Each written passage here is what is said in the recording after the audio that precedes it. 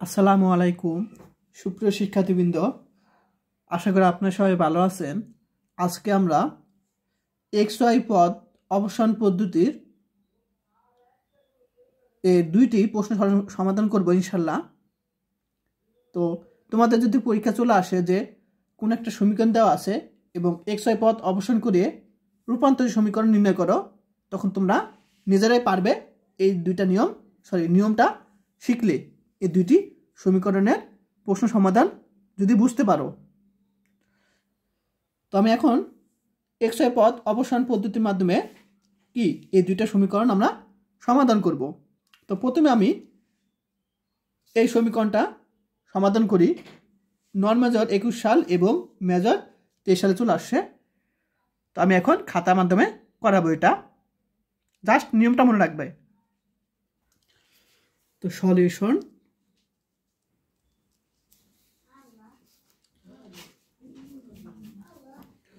তো দেওয়া আছে এখানে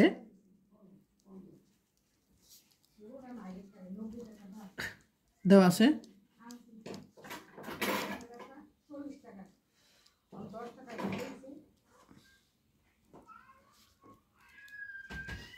0, এটা দেওয়া আছে, এটাকে আমি 1 নং সমীকরণ দিলাম। তো এই জিনিসটাকে একে আমরা সাধারণ দিকের সমীকরণের সাথে তুলনা করব। একে সাধারণ দ্বিঘাত সমীকরণ x² plus 2xy plus by² plus 2gx plus 2fy plus c equal to 0 এই সমীকরণের সাথে সমীকরণ লিখছে সাধারণ দ্বিঘাত সমীকরণের সাথে তুলনা করে পাই। একঘাত পদ যেভাবে করছি সেভাবেই আমরা প্রায় ওইরকমই তুলনা করে পাই। তাহলে এই সমীকরণটাকে আমরা সাধারণ দ্বিঘাত সমীকরণ সাথে তুলনা করে পাই। এর মান কত? 19। কিভাবে দেখো, x স্কয়ার সহগ a, x স্কয়ার সহগ কত? 19, অর্থাৎ a ইকুয়াল টু 19 লিখতে পারি। তারপর xy সহগ 2h, xy সহগ কত? 5, অর্থাৎ s এর মান 5/2 লিখতে পারি। y স্কয়ার পরিবর্তে এখানে আমরা কি লিখতে পারি? y স্কয়ার সহগ কত? b, y স্কয়ার সহগ কত? 7, অর্থাৎ b ইকুয়াল টু 7। এরপর এখানে দেখো x এর সহগ কত? 2g, আর এখানে x নাই অর্থাৎ 0, অর্থাৎ g এর কত আছে? মান 0। আবার y সহগ 2f, এখানে কিন্তু y নাই অর্থাৎ 0, অর্থাৎ f কত আছে? 0। এরপর c এর মান c কত? এখানে সবার লাস্টে -13। আশা করি সবাই বুঝতে পেরেছ, ঠিক আছে। এখন আমরা আলফা বিটা বের করব, এটা আমাদের লাগবে। একটু পরে বুঝতে পারবে কেন আমরা আলফা বিটা আমাদের দরকার হয়েছিল, একটু পরে বুঝতে পারবে। একঘাত পদ অবসানের মতোই প্রায়। এখন আলফা বিটার সূত্র কি জানি?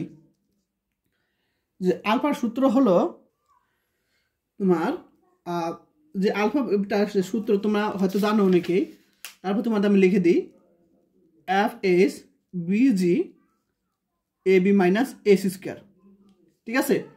এখন তোমরা কি করবা? জাস্ট মানগুলো বসিয়ে দিবা, ঠিক আছে, মানগুলো বসিয়ে দিবা। এখন f এর মান খেয়াল করো সবাই, f এর মান এখানে কি আছে? 0। g এর মান এখানে কি আছে? 0, অর্থাৎ পুরোটা এখানে যদি পুরোটা উপরে 0 পাই, 0 মানে 0, তাহলে পুরোটাকে 0 হয়ে যাবে। আবার বিটার সূত্র কি জানি আমরা? GH AF AB minus AC square.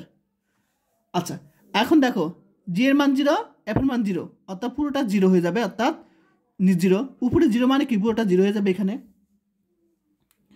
Alpha beta মান জিরো পেয়েছি, এটা আমার একটু পর লাগবে। এখন এখন সব সময় যে এক্স ওয়াই পদ অপসারণের জন্য রূপান্তরিত সমীকরণ, সবসময় রূপান্তরিত সমীকরণ, আগে কিন্তু একঘাত পদ, এখন হলো এক্স ওয়াই পদ অপসারণের জন্য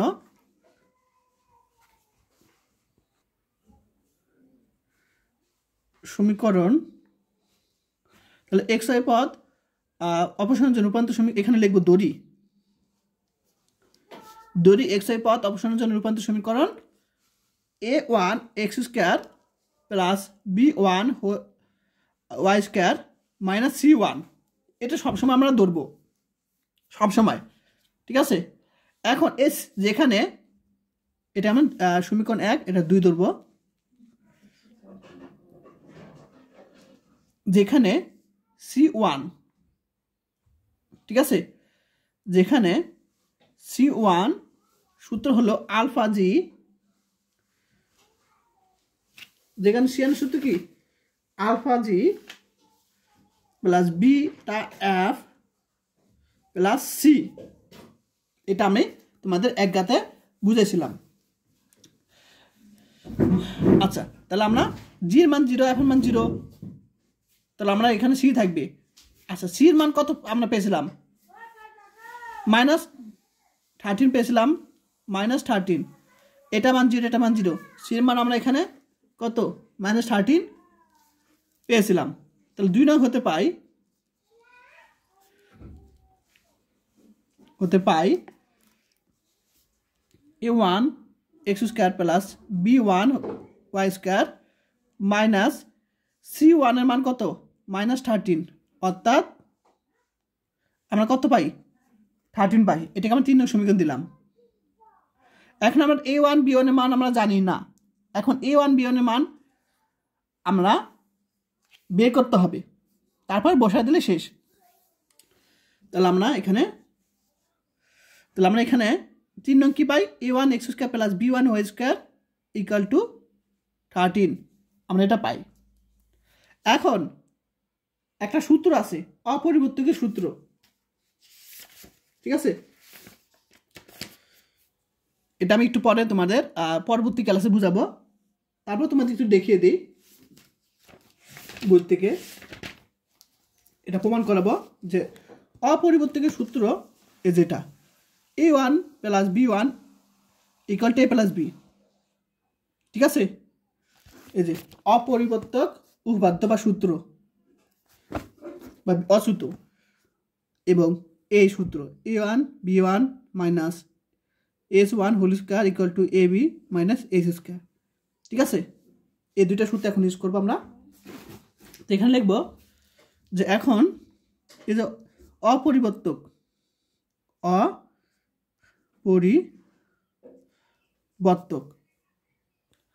তো অপরিবর্তক সূত্র অনুযায়ী বা অনুসারে আমরা কি জানি যে a1 প্লাস b1 হলো তোমার a প্লাস b, এখানে এর মান হলো 19 প্লাস b এর মান হলো 7, অর্থাৎ 26 পাবো। এটিকে আমরা 4 নং সমীকরণ ধরলাম। এরপর আমরা a1 b1 এটা সূত্র হলো ab মাইনাস s স্কয়ার, এটা মনে রাখবা, এটা সূত্র। তো এখন a1 b1 এর সূত্র ab মাইনাস s স্কয়ার, এর মান কত 19 এবং b এর মান হলো 7 মাইনাস s স্কয়ার, s এর মান হলো 5/2 হোল স্কয়ার, ঠিক আছে। আশা করি সবাই বুঝতে পেরেছ। এখন 19 এর সাথে 7 যদি গুণ করি 70 আর 63 100, আর এখানে 25 4। এখন আমি যদি এটাকে ক্যালকুলেটর পারো বা লসাগু করতে পারো, তো এটাকে যদি লসাগু করি বা তুমি ক্যালকুলেটারে করো, তো দেখো এখানে মনে করো এখানে আমি ক্যালকুলেটার ইউজ করতেছি আমরা, তাহলে এখানে আছে কত -25/4। আমি ক্যালকুলেটার ইউজ করছি যেহেতু তোমার দ্রুত করবা পরীক্ষার সময়, আমি ইকুয়াল দিব, এরকম আসে দশমিক আসে। তো আমাদের প্রকৃত ভগ্নাংশ আকারে আনতে হবে। তো আমরা এইখানে যে এবিসিটি আছে দেখো এটা দিব এবিসি। তো এইখানে দেখো আমাদের অপ্রকৃত ভগ্নাংশ আকারে আছে, ঠিক আছে। তো এই জিনিসটা মানে কি বোঝায় আমি তোমাদের এখানে বুঝাই, খেয়াল করো। এই যে এখানে যে 4 আছে, এই 4টা হলো তোমার এই যে এখানে যে 4 সেটা হলো এখানে নিচে 4। এরপর এই যে তারপর প্রথম যেটা আছে, আচ্ছা 4 পর 3, 4 পর এদিক যাবে 4 পর 3, তারপর 127। বুঝতে পারছো সবাই নিয়ম? 4 লিখবো প্রথম নিচে, তারপর 3 হলো এদিক যাবে, আবার তারপরে এদিক, অর্থাৎ এদিকে মনে রাখবা, তাহলে জিনিসটা ভুলবে না। তাহলে আমরা এটা কি অপ্রকৃত আকারে আছে, প্রকৃত আকারে আনার জন্য আমরা কি জানি, এটার সাথে এটা গুণ করব প্লাস 3 করতে হয়, এটার সাথে গুণ প্লাস এই অংশটা। তাহলে আমি এখানে 4 × 1 এটা কী করে গুণ করব, আর প্লাস এই যেটা 3 করতে হয়, সবাই জানো এগুলো। তাহলে আমাদের কি পেয়েছি, উপরে পাবো আমরা, তাহলে আমি এটার সাথে গুণ করব, সাথে এটা যোগ, তাহলে 507 পাবো, আর নিচে 4। আশা করি সবাই বুঝতে পারছো কীভাবে আমি করেছি। তাই আমি ডাইরেক্ট এভাবে লিখে দিব।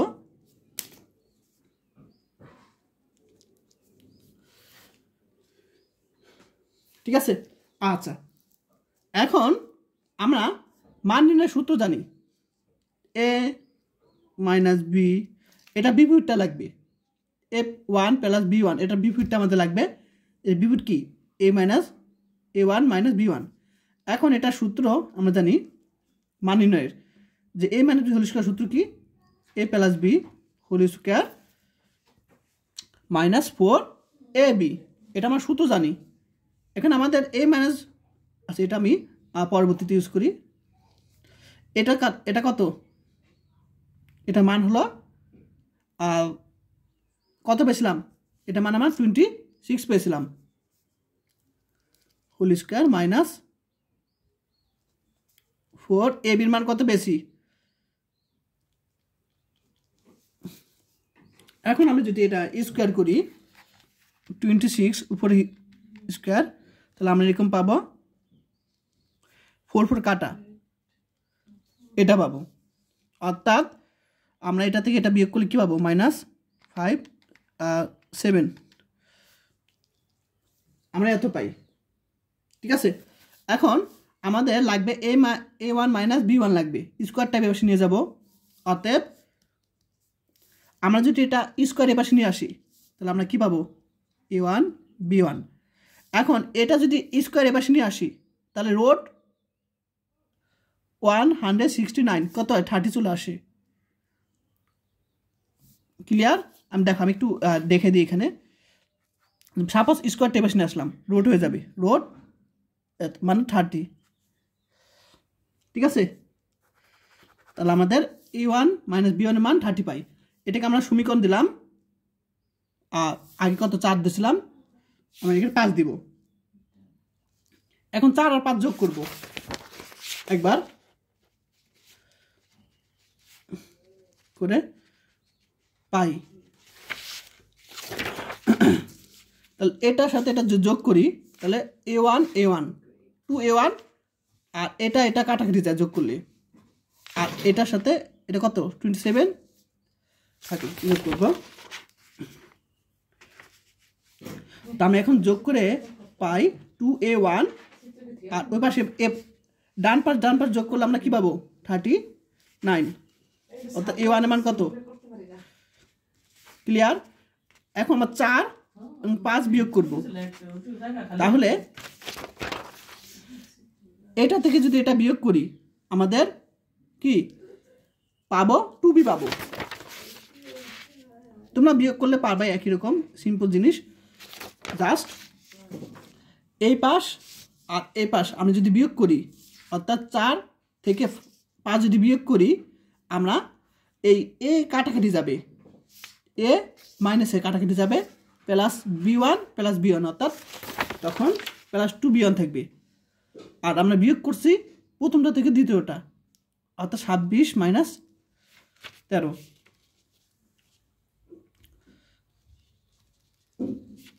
তাহলে b1 এর মান আমরা পাবো 13/2 পাবো। আশা করি সবাই বুঝতে পেরেছো আমরা কিভাবে সলিউশন করেছি। a1 b1 এর মান আমরা পেয়েছি। এখন আমরা এই যে সমীকরণ আছে, আমরা সমীকরণ কত ধরেছিলাম, এটা এই যে a1 b1 এর মান বসে দিব। 3 নং সমীকরণ হতে পাই, 3 নং হতে পাই। তাহলে আমরা a1 b1 এটা আমরা পাই, তাই না? মান বসে দিব।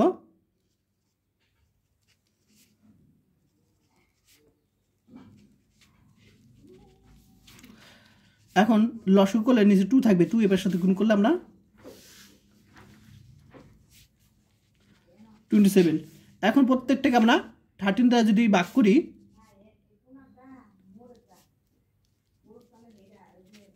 আমরা এত পাবো।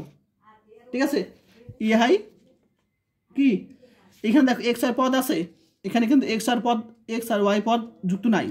ইহাই নির্ণয় রূপান্তরিত সমীকরণ, রূপান্তরিত সমীকরণ। আশা করি সবাই বুঝতে পারছো। এটা 2023 সালে চলে আসলো। যারা 24-এ পরীক্ষা দিবে তাদের এটা লাগবে না, কিন্তু নিয়মটা অবশ্যই জানতে হবে সবার জন্য। এখন আমি আরেকটা সলিউশন করব।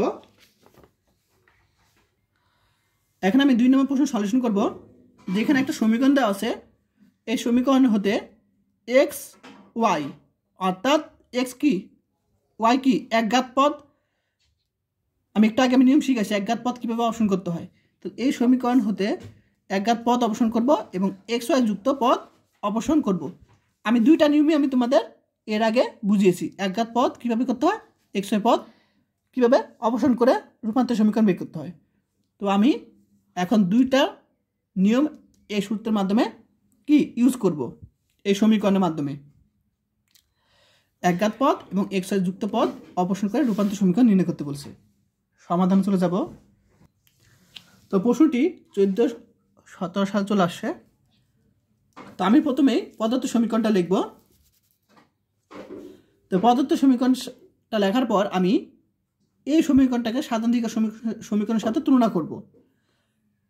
জানো সবাই, তাহলে এটাকে সাধারণ দিকের সমীকরণের সাথে তুলনা করে দেখো আমি কি করছি, এফ জিএক্সটা আগে দিবা, 2fy পরে দিবা, অথবা তুমি এবার রাখলেও হবে, ইচ্ছা। তাহলে এক্স এর সহগ 2g, এক্স এর সহগ কত -16 করে আমরা জি এর মান পাবো। তো যাই হোক, এগুলো তোমাদের বুঝিয়েছি এর আগের ক্লাসে, অবশ্যই জানো। তাহলে আমরা এই পদার্থ সমীকরণটাকে সাধারণ দিকের সমীকরণের সাথে তুলনা করে A S B G F C এর মান এগুলো পাবো। এখন যেহেতু একঘাত পদ অপসারণ করতে বলছিল, যে এক্স আর ওয়াই 2টা আলাদা একঘাত পদ, পাওয়ার কি 1। তাহলে আমরা জানি একঘাত পদ অপসারণের জন্য আমরা আলফা লাগবে মান, বিটা মান লাগবে। এখন এফ জি বিজি এগুলো মান তোমরা নিজেরা বসাবা, বসিয়ে দেখবা 1 পাবো। আর বিটার মান এগুলো তোমরা নিজেরা বসাবা, দেখবা -1 পাবো। এখন আমরা জানি যে একঘাত পদ অপসারণ করে রূপান্তর সমীকরণ ধরবো, যে এই প্রথম টুক লিখতে হয়, সাথে প্লাস C1 লিখতে হয় সবসময়, একঘাত পদ অপসারণ করিয়া রূপান্তর সমীকরণ। এখন যেখানে C1 এর মান কত, এই যে সূত্র, তাহলে আলফা বিটা জি এগুলো মান বসিয়ে আমরা -10 পাবো। তাহলে -10 আমরা এখানে বসিয়ে দিব। তো -10টা আবার এবার নিয়ে আসলে কি হবে, 10 হবে। তাহলে এআই কিন্তু কি তোমার একঘাত পদ অপসারণ করে রূপান্তর সমীকরণ এআই। আশা করি সবাই বুঝতে পেরেছ। তাহলে এটা হলো তোমার এক্স আর ওয়াই পদ অপসারণ করে রূপান্তর সমীকরণ। এখন আমাদের এক্স ওয়াই যুক্ত পদ অপসারণ করার নিয়ম শিখব। তো ধরি এক্স ওয়াই পথ অপসারণের জন্য রূপান্তর সমীকরণ। এই যে এখানে অংশটা খেয়াল করো, আমি এখানে একটু শর্ট করছি, তো তোমরা এটা জানো।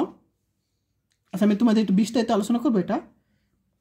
আচ্ছা, আমি তোমাদের একটু আগে আমি তোমাদের নিয়মটা বুঝেছি, একটু আগে মানে এই ক্লাসেরই প্রথম আগে, যে এক্স ওয়াই পথ অপসারণের জন্য আমরা রূপান্তর সমীকরণ কি ধরবো, যে a1 x স্কয়ার, এই যে আমি তোমার বই থেকে দেখা দিই, এইখান থেকে দেখা দিই,